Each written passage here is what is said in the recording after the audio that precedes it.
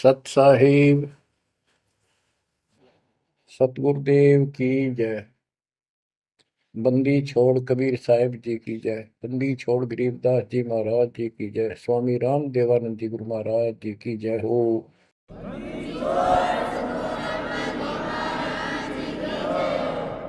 सर्व संतों की जय, सर्व भक्तों की जय, धर्मी पुरुषों की जय।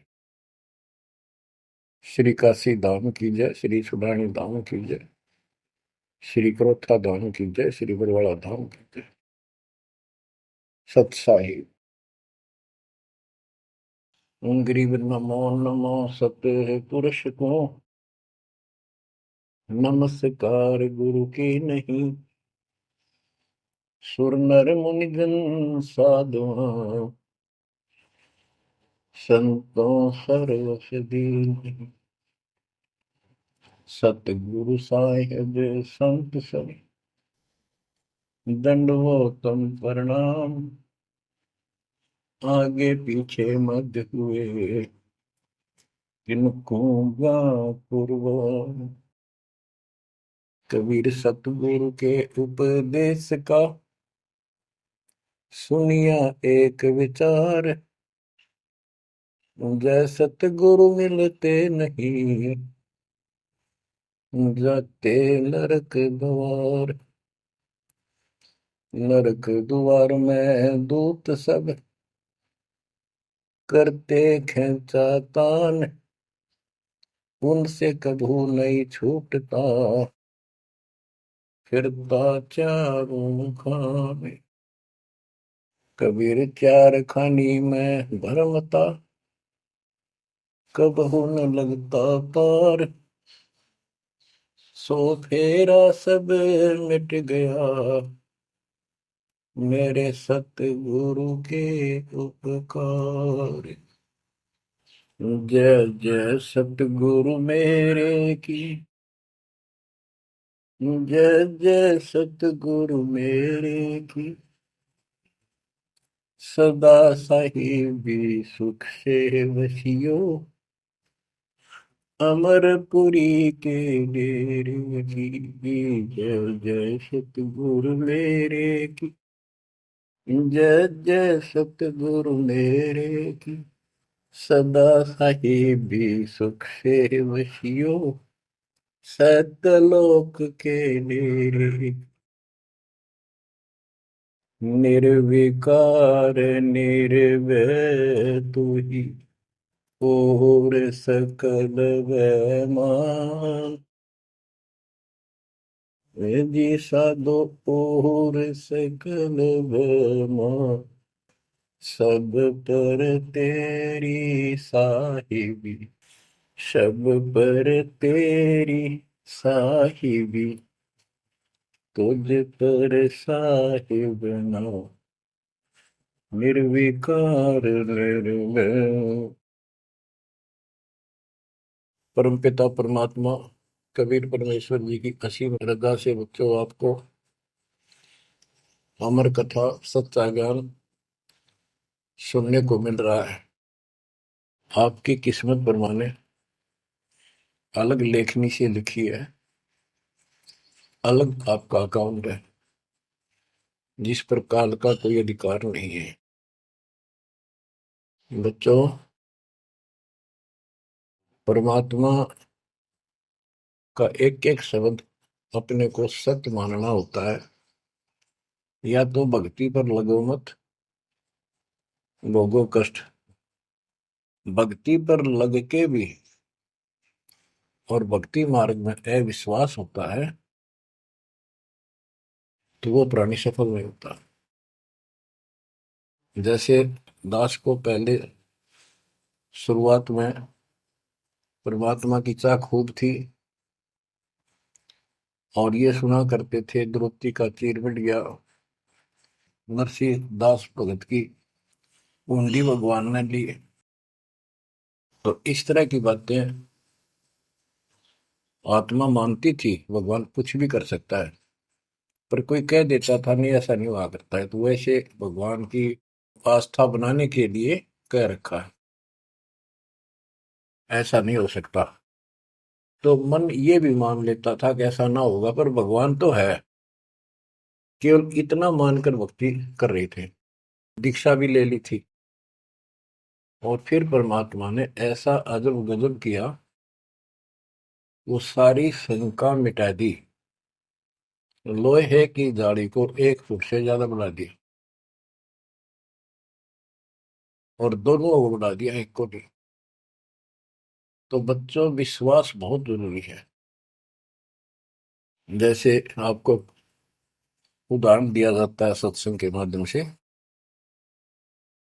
एक गांव के बाहर दो साधक साधना कर रहे थे। एक 40 साल से बैठा था, आयु 60 के आसपास हो चुकी थी। दूसरा 4 वर्ष से साधना करने लगा था, वो भी घर त्याग कर बाहर आश्रम बना रखा था। तो बच्चों, वैसे तो साधना दोनों की ही शास्त्र विरुद्ध थी।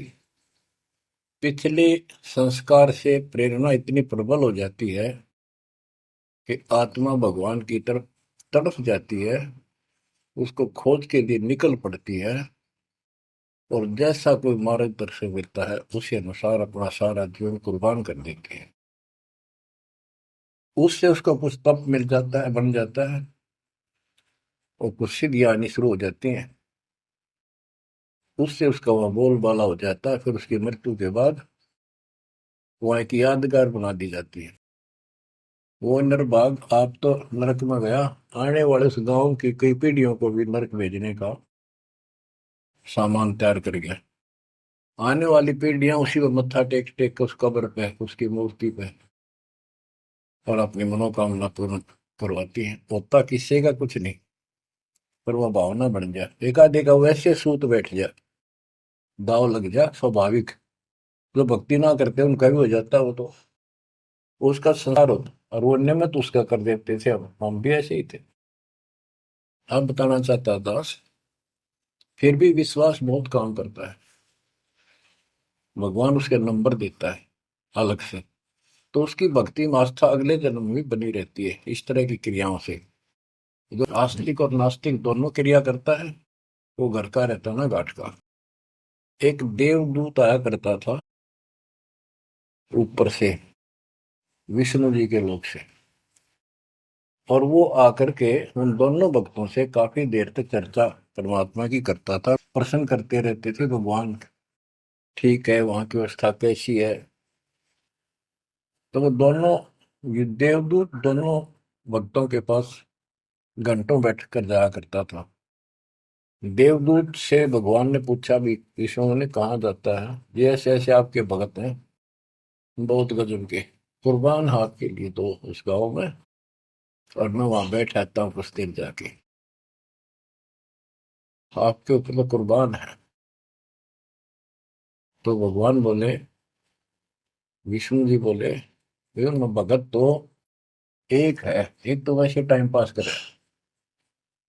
देवदूत बोला, जी वो होगा जो 40 साल से आपके लिए कुर्बान घर छोड़ के आया हो। तो भगवान बोले, ना, दूसरा जो 4 साल से बैठा है वो भगत है।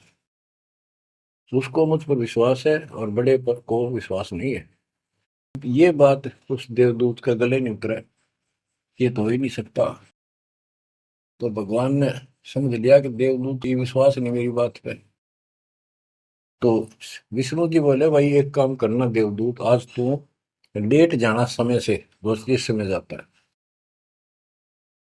और फिर वो पूछेंगे कारण लेट होने का, उनको फिर ऐसे बताना कि आज भगवान ने समय दे रखा था कि दोपहर को सुई की नोक में से, जिसमें धागा सुई के नक्के में के सुराख में हाथी निकाल लेगा भगवान, और कहना कि मैं उसको देखने के लिए रुक गया। और भगवान ने हाथी उस सुई के नक्के में के निकाल दिया। वो इसी तरह की क्या, देवदूत पहले उसके पास गया, बड़े के पास, क्योंकि उसको भरम था। तो विष्णु जी ने कहा था, फिर ये देखना वो कौन क्या प्रक्रिया करता है, तुझे स्वयं फैसला हो जाएगा भगत कौन है। देवदूत उस बड़े के पास गया, उसने भी ये जाते कारण पूछा कि क्या बात, देवता से लेट हो गए, आपकी बहुत इंतजार थी और आपके साथ बैठकर भगवान की चर्चा करते थे, अच्छा समय व्यतीत होता था। क्या बात होगी, क्या कारण हो गया, लेट हो गया आप आज? देवदूत ने वही बताया कि आज दोपहर को भगवान ने एक लीला करनी थी, वो देख कर आया।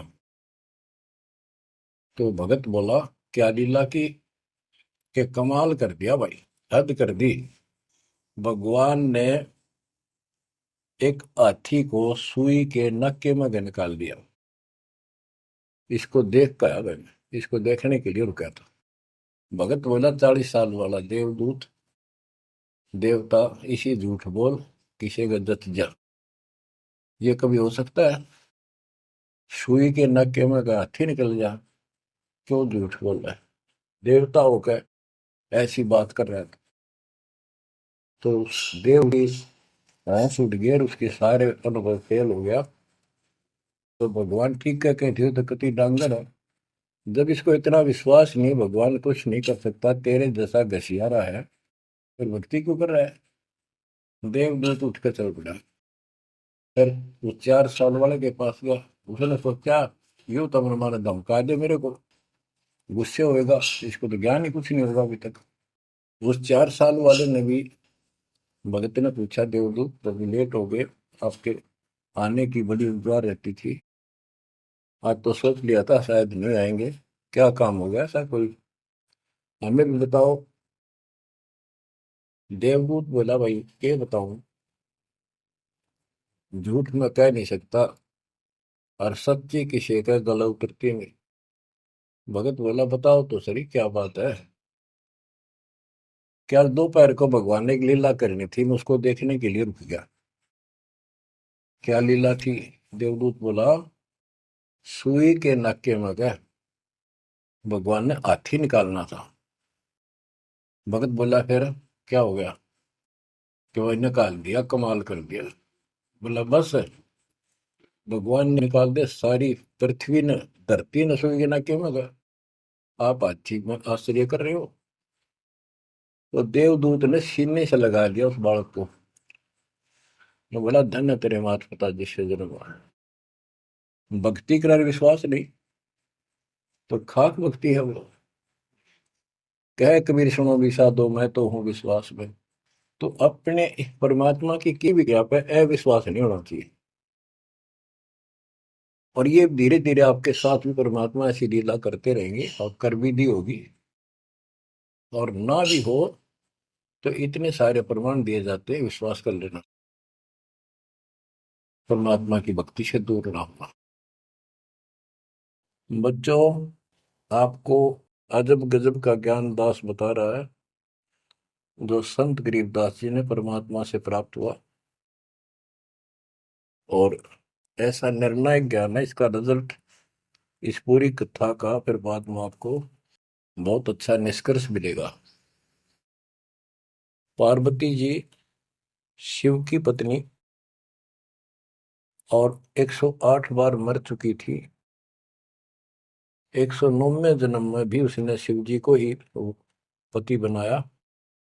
ये संस्कार था उनका। नारद मुनि ने एक दिन आके पार्वती जी को समझाया कि हे माता, भगवान शंकर जी के पास एक ऐसा मंत्र है जो आपको बता देना, उस नाम के जाप से आप अमर हो जाओगे।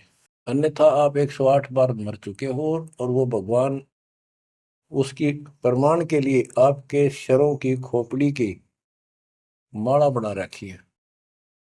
108 है, गिन दिए। पार्वती जी बोली, भाई नारद बिल्कुल सही है, 108 है। मैं पूछती हूँ ये किसके के क्यों क्या है, तो वो टाल मटोल कर जाते हैं। तो हे माता, आपका जन्म मरण मिट जाएगा।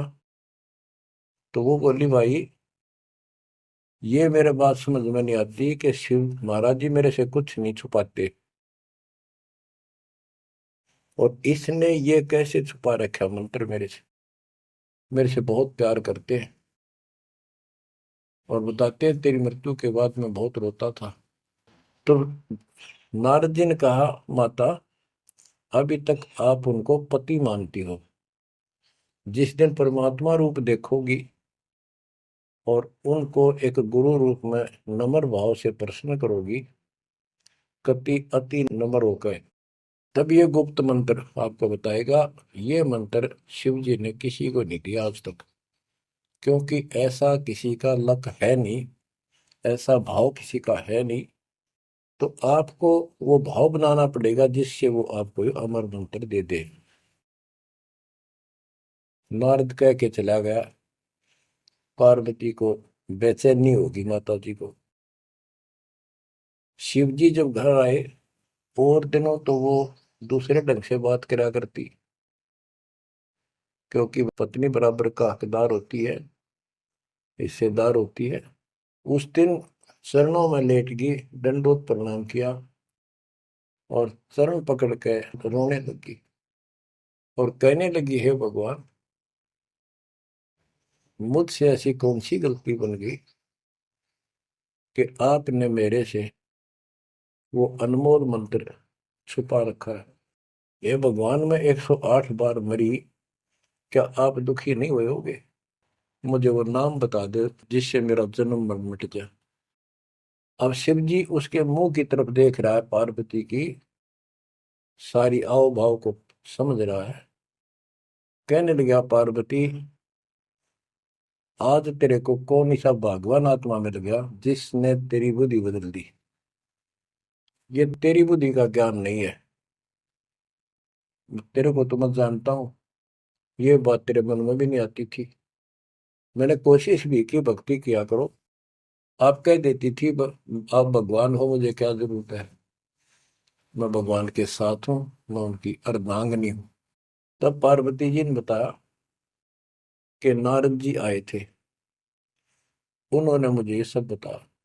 तो भगवान शंकर बोले, पार्वती सुन ले, जितनी बार तू मरी मेरा पागल जैसा हाल हो जाया करता था। एक बार तो राजा दक्ष के यज्ञ में जलकर मरी, तेरे अस्थि पिंजर को उठाए मैं 10,000 वर्ष तक घूमता रहा था, तो आप कंधे पर रख के और पार्वती पार्वती करता हूँ। वो तो एक सुदर्शन चक्कर आया, उसने काट के तेरे टुकड़े कर दिए शरीर के। जब मैं ठगा सा रह गया, मेरे हाथ कुछ नहीं बचा, फिर तेरा जन्म हो गया, शादी फिर होगी, वह भूल पड़ी।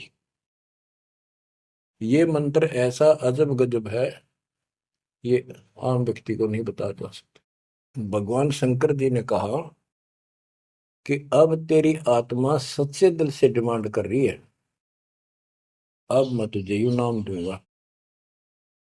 गरीबदास जी बताते हैं कि जैसे सीप एक जानवर होता है, शंखला सा जैसे एक शंख होते हैं, इस टाइप के मजबूत शरीर का, और उसको सीप बोलते हैं, सीप। वह सीप जो है, गर्मी हो जाती है जब उसको अंदर पानी की डिमांड होती है, मोती बनाने के लिए उसमें प्रेरणा होती है, जैसे पशु में गर्भ धारने की होती है।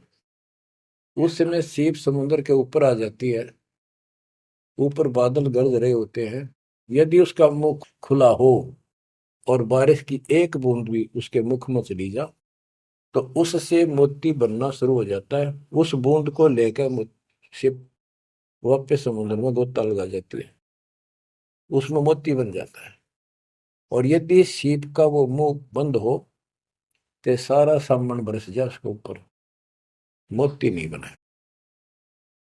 तो पार्वती को समझाया कि अब तेरी सीप का आत्मा का मुंह खुल चुका है, अब मैं यू नाम दूंगा, असर करेगा।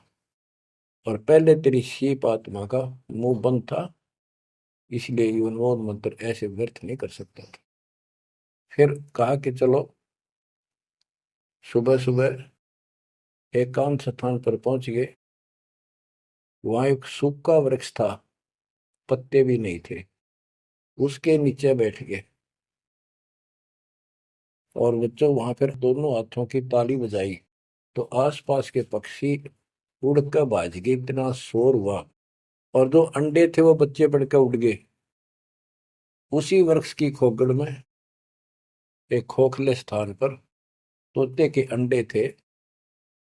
वो जो अंडे थे उस स्वस्थ अंडे तो बच्चे बढ़ के उड़ गए। अस्वस्थ था एक अंडा, कति खराब हो गया था, गंदा हो गया था, वो वहीं रह गया। भगवान शंकर को पता नहीं था कि इसमें कोई तोते के बच्चे भी हैं, अंडे भी हैं। उनको मालूम था कि अंडे भी होंगे तो बच्चे बनकर जा चुके होंगे। अब बच्चों, बहुत सी कहानी इस एक ही कथा से आपको समझ में आएगी। जैसे ये क्या करते हैं, भक्ति ना करके मृत्यु के प्राप्त हो जाते हैं, फिर क्या करते हैं, अस्थियों को उठाते हैं, जड़ी हुई हड्डियों को, उनको उठाकर गंगा में बहा के आते हैं। उनका उद्देश्य तो ये होता है कि इसको इतने गहरे पानी में डाल दे कि जो व्यक्ति मर जाता है, स्त्री या पुरुष, जब वो प्रेत बन जाता है तो अपने घर आता है। घर में वो अपने बॉडी को खोजता है, फिर वो जाता है शमशान घाट पे। उसको एहसास होता है कि ये ताजा ताजा जो फूके गए हैं ये तेरी हड्डी है। उन हड्डियों को अपनी मान कर उनके चिपक जाता है भूत। और फिर कभी घर और कभी उन हड्डियों के पास वहां चक्कर काटता रहता है और परिवार वालों को तंग करता है। तो क्या कर, इसीलिए उसको उन हड्डियों समेत उठाकर उसे इसी जगह डालते हैं, उसको भेदा नहीं लगता और वो भटक भटक के चला जाता है। तो बच्चों, अब हमने न तो ये क्रिया करनी, क्योंकि हम भूत बनाए को नहीं, हमारी सच्ची भक्ति है और उससे कोई समाधान नहीं हो जाता। तो इसी प्रकार तो दास बताना चाहता है कि मरने के बाद भी उन हड्डियों को भी वो जीव अपना मान रहा था कि मेरी है, उनके चिपक जाता है। इसी प्रकार जो गंदा अंडा हो गया था, वो आत्मा उसका चिपकी हुई थी कि मेरा है। हालांकि वो कति खत्म हो चुका था, कुछ दिनों में उसकी वो सूख जाता, खत्म हो जाता, फिर वो उसको छोड़कर चलती। तो वो आत्मा उसके साथ चिपकी हुई थी। उधर से पार्वती जी को कथा सुनाना शुरू कर दिया, अमर कथा सुनाई। क्योंकि गरीबदास जी कहते हैं, कबीर साहब ने बताया, हम बैरागी ब्रह्मपद सन्यासी महादेव, सोहम मंत्र दिया शिव जी को, वो करे हमारी सेव। तो कबीर साहब ने इन सब को यो अमर ज्ञान सुनाया था, सतलोक वाला, सृष्टि रचना सब सुनाई। भगवान ऐसा है, भगवान ऊपर है, भगवान ऐसा है, वो सबका मालिक है। जब तो मान ली, प्रथम नाम एक ले लिया, किसी को ओम दे दिया, किसी को सोम दे दिया, किसी को श्रीयम हरियम दे दिया, किसी को किलियम। इस तरह इनको अपना बनाया परमात्मा ने। और फिर सोचा था कि दोबारा मैं आऊंगा, अगर इनकी बुद्धि काम करेगी, इनकी आस्था ठीक रही, तो फिर नए सिरे तो मंत्र पहला दूंगा। जब दूसरी बार परमात्मा गए तो इन सब की बुद्धि काल ने फेर दी। इन्होंने सुनी भी नहीं कबीर साहब की बात। तो कबीर साहब वापस आ गए। अब वो ज्ञान शिव जी को था, पार्वती को बताया और मंत्र दिया उसको। अब बच्चों, 5 नाम शिव जी को बताए थे, लेकिन शिव जी विशेषकर एक सोहम मंत्र ही जाप करता है। ये चक्कर ये है कि जो गुरु बताते हैं हम उस पर ना रुक करके फिर मनमुखी जरूर करते हैं कोई कोई। और परमात्मा जी ने, कबीर साहब ने शिव जी को सब कमलों का भेद बताया था। ये योगी था, इससे तो एक कमल भी नहीं सुलझा था, एक भी, और अभी तक नहीं सुलझा है, लेकिन ज्ञान सारा बता दिया था। तो पार्वती को सुनाया जा रहा था ज्ञान, पार्वती यश करती जा रही थी, देखो ये मूल कमल है, आगे चलो स्वाद चक्र है, फिर नाभि कमल है, हृदय कमल है, उसमें ऐसे ऐसे देवता हैं, कंठ कमल में ऐसा है, त्रिकुटी कमल तक पहुंचा दिया बस। पार्वती जी ध्यान मग्न होगी, उसको नींद आ गई, बोलना बंद कर दिया। उधर से वो पक्षी इस कथा को सुनने से वो अंडा स्वस्थ हो गया तोते का, और ओंकार्य बुलंद आ गया। शिव जी ने देखा, आवाज और तरह की आई, पार्वती तो सो रही है, लटके ले रही है बैठी बैठी। आवाज कहाँ से आई? उसने देखा एक पक्षी उस वृक्ष की खोगड़ में, उथोथे स्थान में नजर पड़ा। पक्षी उड़ कर भाग लिया। शिवजी उसके पीछे चल पड़े कि इसने मेरा ज्ञान चुरा लिया। आकाश में उड़ गया, उड़ के पीछे हो लिया।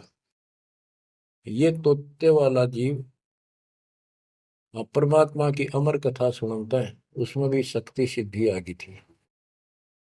और ये ज्ञान जो है पूरे पहुंचे हुए संत से, सिद्धि युक्त और अधिकारी से सुनने से ज्यादा असर करता है। भगवान शिव तीन लोक के प्रधान है, इनमें आध्यात्मिक शक्ति है। वो साथ मिलकर उसकी आध्यात्मिक शक्ति के साथ वो वाणी परमात्मा अमर कथा उसके भी बॉडी में गई, उसमें सिद्धि आ गई। मोक्ष तो बहुत दूर की बातें हैं, ये तो लंबा चैप्टर है, लंबी कहानी है। लेकिन सब थोड़ा थोड़ा हिंट आपको देना पड़ता है, कहीं कभी कोई मिसगाइड ना कर दे। सिद्धियों कहते हैं अष्ट सिद्धि, नौ निधि के भरे पड़े हैं शिव जी, और इनके वचन से भी सिद्धि आ जाती है, किसी को ये कह दे तो। लेकिन उन सिद्धियां ने के चाटा, ये मोक्ष तो ना हुआ है। भाव कहने का ये है कि वो तोते वाला प्राणी वेद व्यास के आश्रम में पहुंच गया, उड़ता उड़ता पीछे पीछे शिव जी। वहां शरीर छोड़ गए, और व्यास की पत्नी ने जमाई ली थी, उसके द्वारा सांस के द्वारा वो सूक्ष्म जीव अंदर चला गया। और जब गर्भ धारण का समय आया तो उनके गर्भ में स्थान लिया, उस बच्चे के शरीर में प्रवेश हो गया, 12 वर्ष तक वहीं रहा। आगे कथा इसमें आगे आएगी, वो बताऊंगा। अब ये वाणी सुनाऊंगा जो आसानी से आपका समझ में आएगी। मोक्ष मुक्ति का लख्यान बेवा, ब्रह्म में पुत्र व्यास सुखदेवा। सतगुर मेरा महादेव पंका, 84 की मिटी न शंका। के महादेव जैसे भी उनको मिले, फिर भी 84 लाख योनियों का चक्कर उसका मिटा नहीं। अठोत्तर जन्म गौरी भरमाई, शिव को रुणमाला गले लाई। अर्ध शरीरी देवी गौरा, जिनका थीर बयानी मोरा। 108 जन्म पार्वती जन्मती मरती रही, और शिव जी ने उसके सिर की माला, सिर के रुंड खोपड़ियां माला बनाकर गले में डाल रखी थी। अर्ध शरीरी देवी गौरा, जिनका थीर बयानी मोरा। अर्धंगनी थी शिव की पार्वती, और उसका भी मोक्ष नहीं हुआ। नारद मुनि उपदेश बखाना, गिरजा सुनो मोक्ष पद ज्ञाना। सुन हे देवी गौरा माई, 68 तीर्थ पर भी नाई। पिंड प्रदान किए कह बारा, खुला नहीं मुक्ति का द्वारा। जब पिंड प्रदान कहते हैं ना, पिंड प्रदान करने से भूत जुनी जा छूटे थे, पिंड प्रदान करंत गरीबदास जिंदा कह नहीं मिला भगवंत।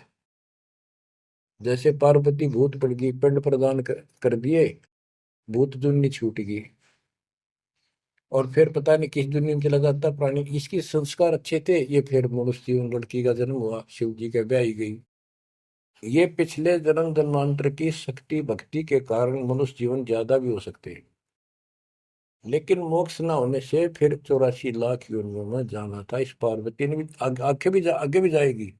शिव जी भी मरेगा, पार्वती भी मरेगी, और फिर ये 84 लाख योनियों में जाएंगे।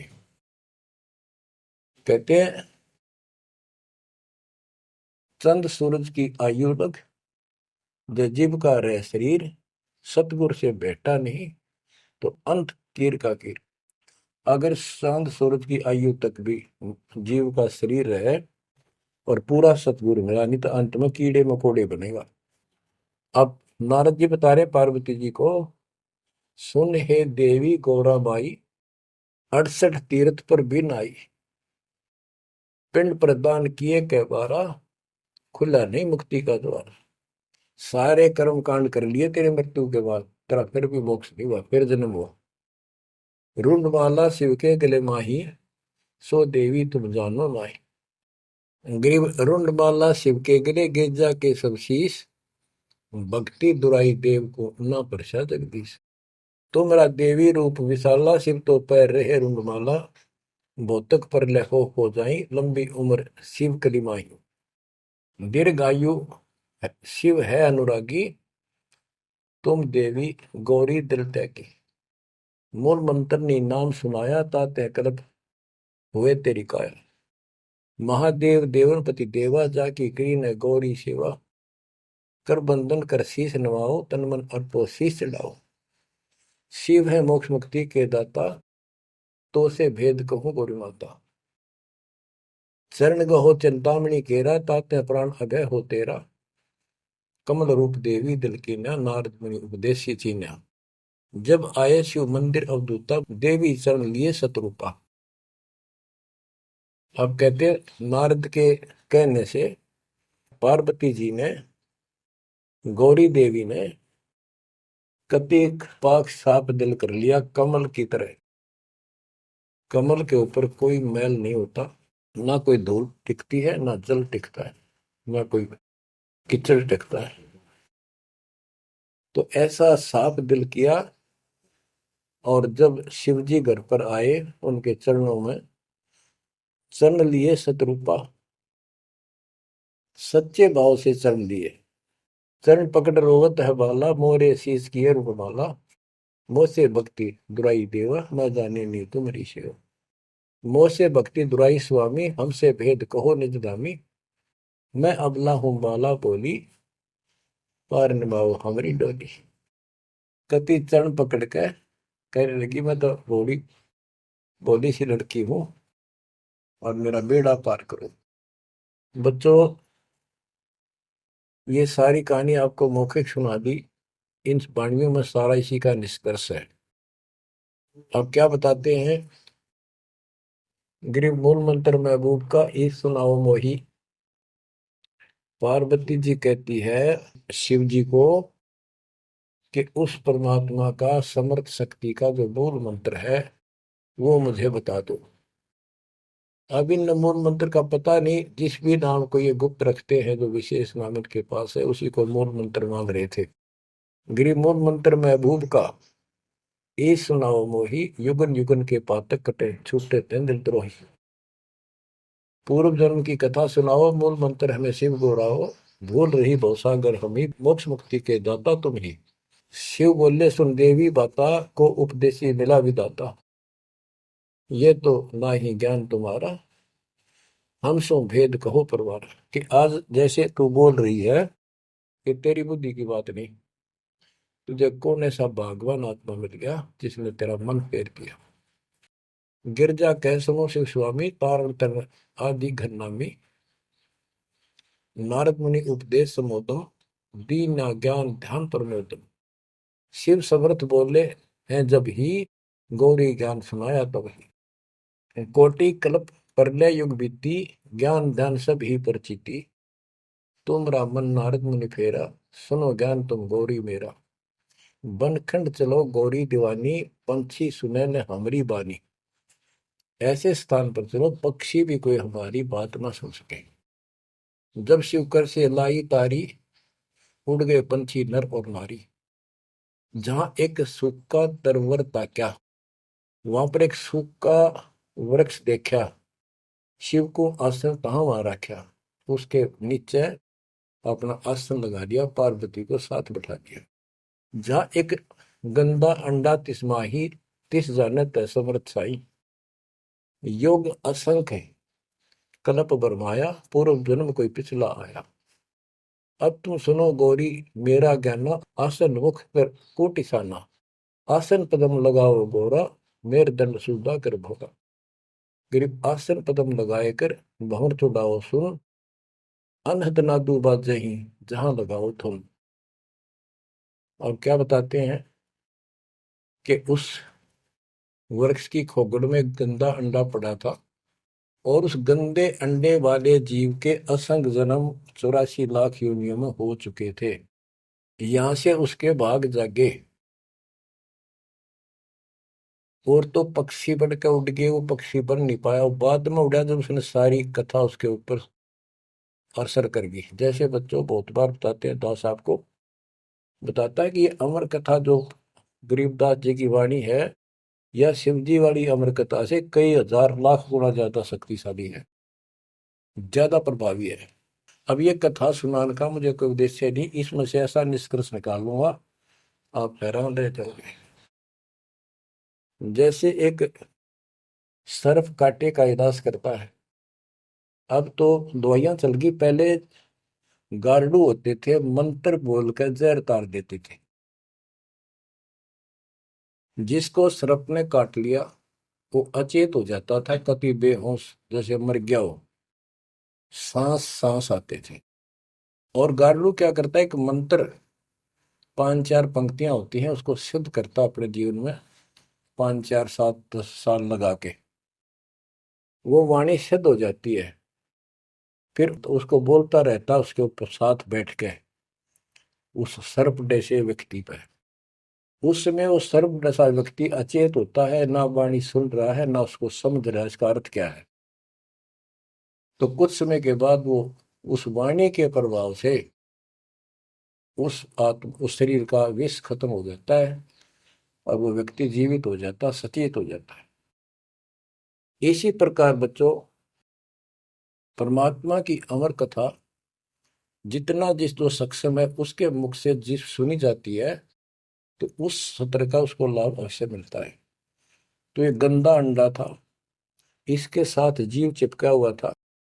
ये गंदा अंडा ना सुन सका था, ना बोल सका था, ना वो कह क्या रहा है शिव जी वो समझ सका था।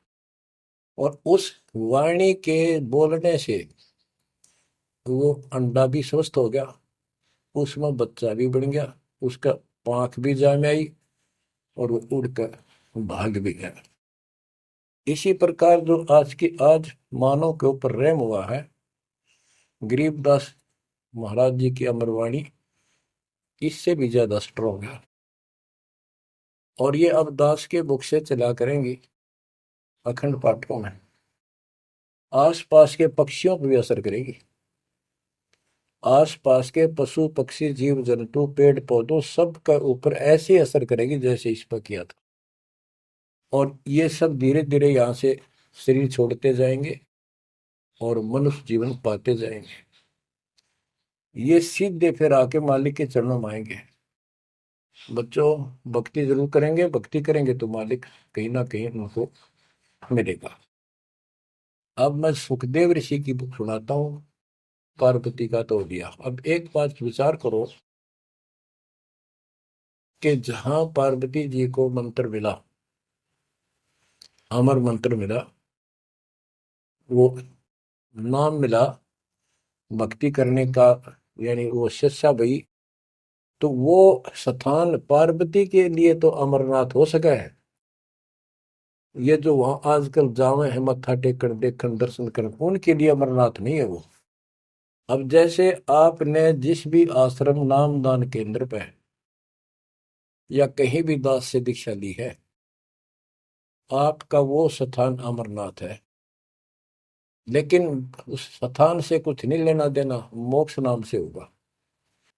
तो बच्चों, उस स्थान से मोक्ष नहीं है, वो स्थान तो आपको जिंदगी भर याद रहेगा, मुझे वहां दीक्षा मिली थी, बस इतनी बात है। और ये अमर ज्ञान मुझे प्राप्त हुआ था। लेकिन मुक्ति नाम से होगी। और जो बोले आत्मा इतने ऊंचे पहाड़ों पर जाते हैं दर्शन करके आवांगे। अब विचार करो, जैसे दास ने बहुत बार समझाया आपको, ये तीर्थ क्या होते हैं, ये धाम क्या है। जैसे पार्वती को वहां नाम लिया, नाम लेकर अपने घर ना आएगी, अब भक्ति करिए, वहां क्या रखा है।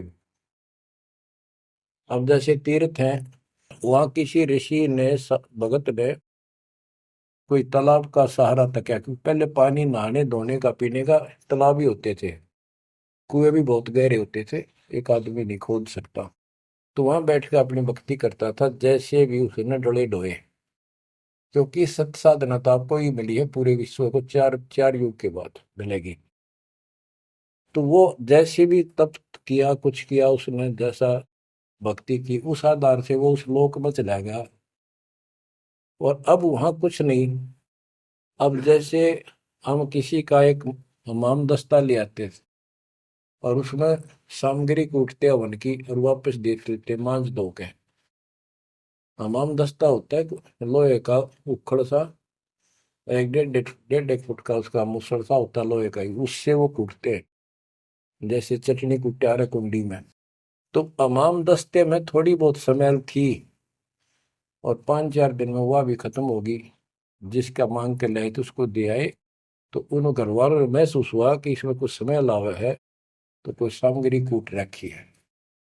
और कुछ दिन के बाद वो स्मेल भी खत्म होगी और वो सामग्री सारी कति साफ करके अपने घर रख ली। अब उस स्मेल को सूंघ बार बार को हो कमाल हो गया, बड़ी स्मेल आई, फिर वह खत्म होगी, चलो स्मेल लेके आते हैं। उस स्मेल से कुछ नहीं होने का, उस सामग्री से गूगल खेओ, वह बनानी पड़ेगी। इसी प्रकार मोक्ष प्राप्ति के लिए यह साधना करनी पड़ेगी। तो वहां जाने से कोई लाभ नहीं जहां पर कभी कोई ऋषि ने कोई साधना की थी, वो तीर्थ बने हुए हैं। तत्काल ने परमात्मा से कहा था, जो मालिक आए थे जोग जीत रूप में, अपने बच्चे ज्ञानी के रूप में, जोग जीत रूप में, सहज दास रूप में, कई रूप में आते रहते हैं। तब काल ने सारी वचनबद्ध करा के मालिक को और फिर अपनी वह दुष्टता दिखाई थी। यूं कहा था, जाओ ज्ञानी वैसे जाओ, जोग जीत संसारा, जीव न माने कहा तुम्हारा। जीव तुम्हारा कहा न माने, हमरी और वो बात बखाने, तीर्थ व्रत और झूठे जब तब मन लाऊं, देवी देव देवर पुजवाऊं, या वो जीव को बरमाऊं। द्वादश पंथ करूं मैं साजा, नाम तुम्हारा ले करूं आवाजा। द्वादश पंथ जो नाम जो ले, सो मेरे मुख में आन समोई, और अनेक पंथ चलाऊं, या विद जीवों को बरमाऊं। तो आज वो सारा काम इसने कर रखा है।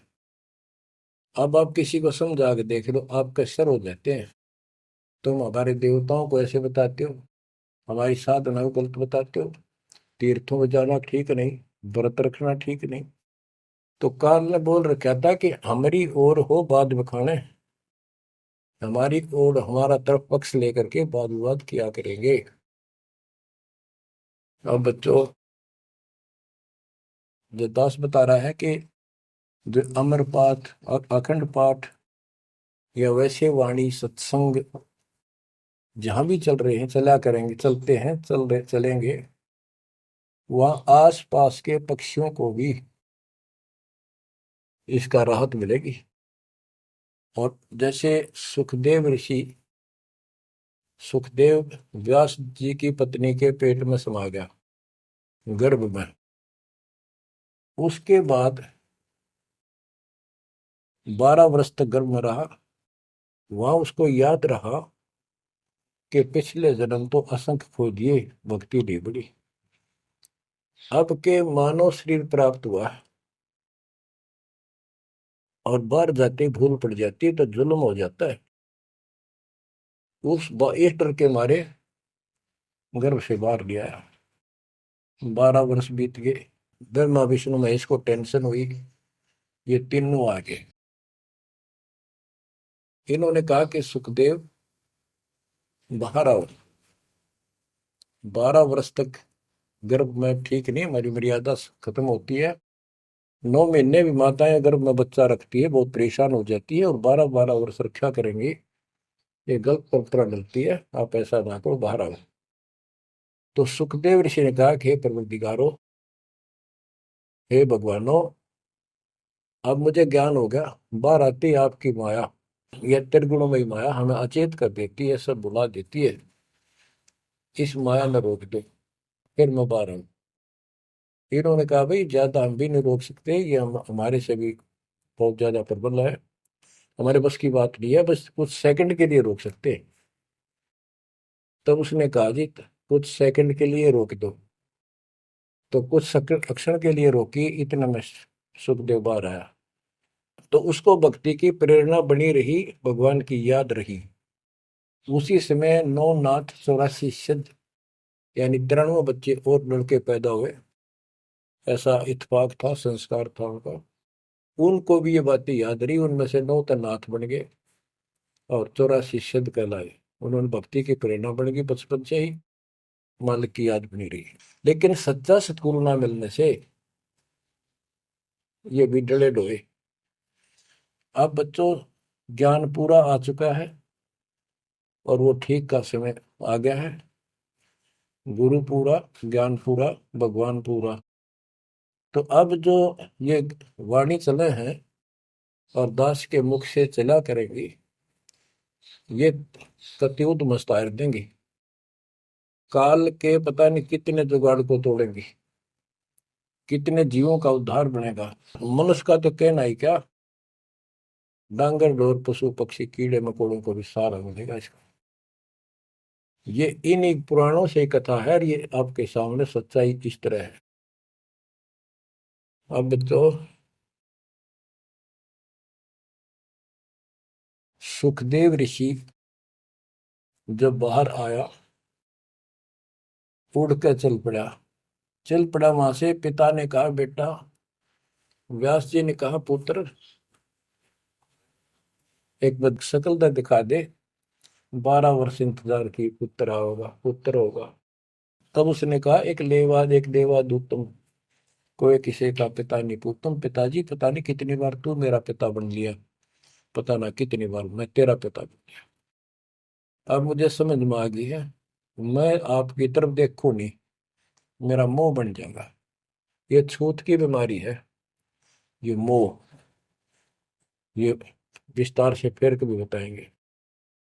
और ये हम आप लावा जाने का, लेकिन ये उसकी गलती थी।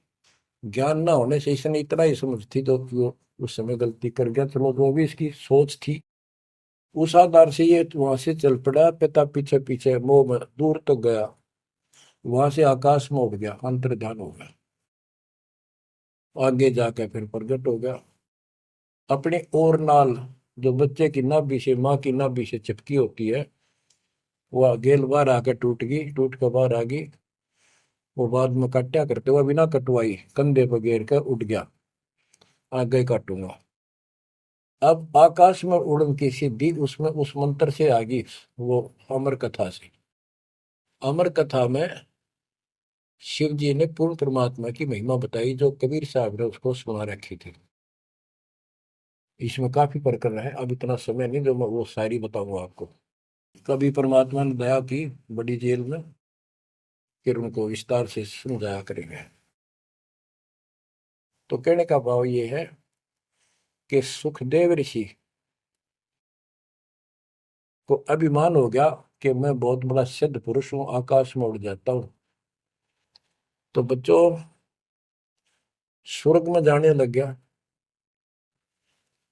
और स्वर्ग के देवता ऋषि महर्षि सब उसको, उसकी जो है ना पूरी वो करें, सम्मान करें, उसकी आरती तारे कि बड़ा धन भाग है तेरे, बड़ी सिद्धि प्राप्त कर ली। इन इतना पता सिद्धि आएगा, और जन्म से ही छोटी उम्र में आपको इतना कुछ प्राप्त हो गया, आप तो बड़े पहुंचे हुए हो। तो सब उसकी खूब अच्छी तरह प्यार रखे, महिमा गाओ। एक दिन उसको, उसने स्वर्ग में जाने की इच्छा व्यक्त की विष्णु जी के लोक में। वहां उसको इसलिए नहीं जाने दिया कि उसका गुरु नहीं था। विष्णु जी तक बात गई। विष्णु जी ने पूछा कि हे ऋषि जी, आपने गुरु नहीं बना रखा? अगर नहीं, गुरु की क्या आवश्यकता है महाराज, ये गुरु बना रहे वो नहीं आ पाए और मैं बिना गुरु के आ गया। विष्णु भगवान बोले ठीक है, वो अलग बात है, यहाँ वही रह सकता जो पहले गुरु बनाओ। फिर एक बीमारी और अहंकार के, मेरे बराबर पृथ्वी पर कोई गुरु नहीं, मैं बाल ब्रह्मचारी, वहां कोई ऐसा संत नहीं, मैं बनाऊं गुरु किसको? विष्णु जी ने कहा कि राजा जनक मेरे परम भक्त है, आप उनसे दीक्षा लो। यूं कह के विष्णु जी चले गए, उसको बाहर निकाल दिया पार्षदों ने। वो स्वर्ग में आए, वहां सारी कथा बताई। फिर अन्य स्वर्ग, कोमर स्वर्ग, फिर ऋषियों के पास आए नीचे, उनको बताया तो सब ने कहा कि सुखदेव बहुत बड़ी गलती कर रखी है, गुरु नहीं बनाएगा, गुरु नहीं बनाएगा तो गधा बनेगा। तो पिछले जन्मों में उसको एकदम वो रील सी चल गई कि मैं कभी गधा बना था एक बार, और अंधा हो गया, स्वामी ने छोड़ दिया, कुमार ने, और मैं भटकता भटकता इन नाले में फंस गया। मेरा पुड़ी बना ली लोगों ने, आन जान लागे, मैंने कहा नहीं, भटक के भूखा मर के, भूखा होकर तब मरा, प्राण निकले। उस भय से उसको चिंता बनी, फिर अपने पिता के पास वापस आता है।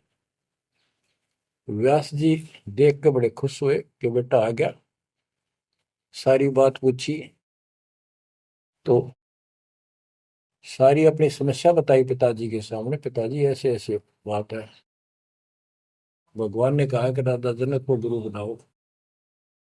तो व्यास जी, क्योंकि जितने भी महापुरुष हैं वो एक सुर में बोलते हैं, उनको इतना ज्ञान तो है, गुरु बिन बात नहीं बनती। उसने विशेष ज्ञान तो सुना नहीं था, वो बैटरी चार्ज होगी, उसने उड़ा उड़ा फिर था, उससे ज्ञान था ही नहीं इसको। तो व्यास जी बोले, रे बेटा, मैं तो खुश था, चलो बेटा ना मेरे पास आया, पर न्यू चर्चा तो चल रही है, व्यास का बेटा इतना पहुंचा हुआ है, अब तने गुरु नहीं बना रखे, मैं तो तुम्हें कमाल कर दिया। तो दो कोड़ी का जीव नहीं, कल नहीं ये तेरा प्राण छूट जाएंगे या बैटरी खत्म हो जाएगी और नरक में जाएगा बेटा, गुरु बिन बात पड़ती है। तो आखिर में हार कहने बोला, हे गुरुदेव, हे पिताजी, मैं कैसे गुरु बनाऊं राजा जनक को। राजा जनक गृहस्थी भाई, ओए होए, और कैसे शीश निभाऊं जाए, जनक विदेही राजा भाई, कैसे शीश निभाऊं जाई। ओहो। सुखदेव बोले, ज्ञान विवेक का हमने स्त्री का मुख नहीं देखे। तो उसके पिताजी बोले, जो भगवान ने कह दिया, अरे तू अब भी अगरम बगरम कर रहा है, एक आने का जीव नहीं, तेने ज्ञान भी क्या आएगा, कहाँ जाएगा फिर तू, वहां तेरे को पढ़ने नहीं देंगे स्वर्ग के अंदर। जो मरता क्या नहीं करता, राजा जनक के द्वारे गया, वहां चरणों में मत्था टेका और अपने कल्याण का मार्ग पूछा। बच्चों, क्योंकि यहाँ समय बहुत कम मिलता है, इससे बहुत सी जानकारी होगी आपको, अजब गजब ज्ञान होगा। क्योंकि अभी तक दास ने आपको केवल प्रमाण दिखाए, सारे ग्रंथ सुन जाए, और एक नंबर का ज्ञान आपके हृदय में जमा दिया कि जो दास कह रहा है वो सारी सच्ची है। अब दास कोड वर्डों में, संकेतों में भी ज्ञान समझाएगा, तो भी आपकी आत्मा गिल्ला कैच करेगी साथ के साथ। गरीब गोता मारू स्वर्ग में, जा बैठो पाताल, गरीब दास ढूंढता फिरो अपने हीरे मोती लाल। आप वो हीरे मोती लाल हो बच्चों, आप सामान्य आत्मा नहीं हो। जब परमात्मा आपको कैसे रंग रहा है, रंग में कैसे दूध अमृत पिला रहा है आपको घर बैठे, आपको नहीं पता इसका क्या प्रतिफल होगा। बच्चे को माता पिता दूध पिलाते हैं, बढ़िया भोजन खिलाते हैं, उनको पता है कि इसको कितना इसका लाभ मिलेगा। बच्चे को ज्ञान नहीं होता, वो धक्के तो पिलावे, खेलने लग रहा हो, माँ लाओगी बुला के, आजा भाई आजा बेटी, दूध पियावेगी, बस दूध पीता पीता भी इन्होंने सोचा है, बच्चा अब छोड़ दे जल्दी ही, डांक ठोकूं बाहर खेल का हूं। अब वह दूध पिया के फिर छोड़ देती, जा भाई खेल है तू। तो बच्चों, ये अमृत दूध है आपकी आत्मा के लिए। अपना काम करो, संसारी काम करो, फिर तो दिन का जो होमवर्क क्लास वर्क है वो भी करो। तो ज्ञान का जो असर है ये व्यर्थ नहीं जाएगा, आपकी आत्मा को इतनी ताकत दे देगा जिसमें भक्ति बिल्कुल सुदृढ़ हो जाएगी, सुरक्षित रहने लग जाएगी।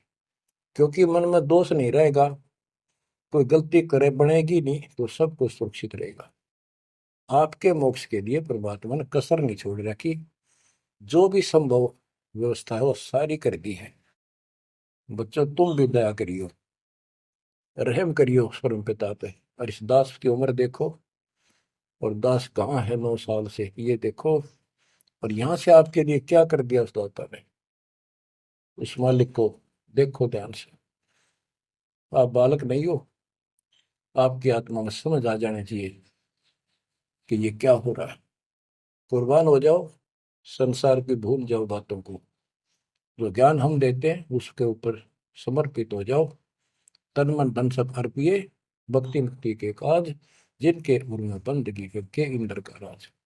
बच्चों, इंद्रिय कर्म न लग लगार, जो भजन करे नर सुंदरे, गरीब दास जग कीर्ति होगी, जब लग सूरज चंद्रे, जब लग सूरज चंद्रे।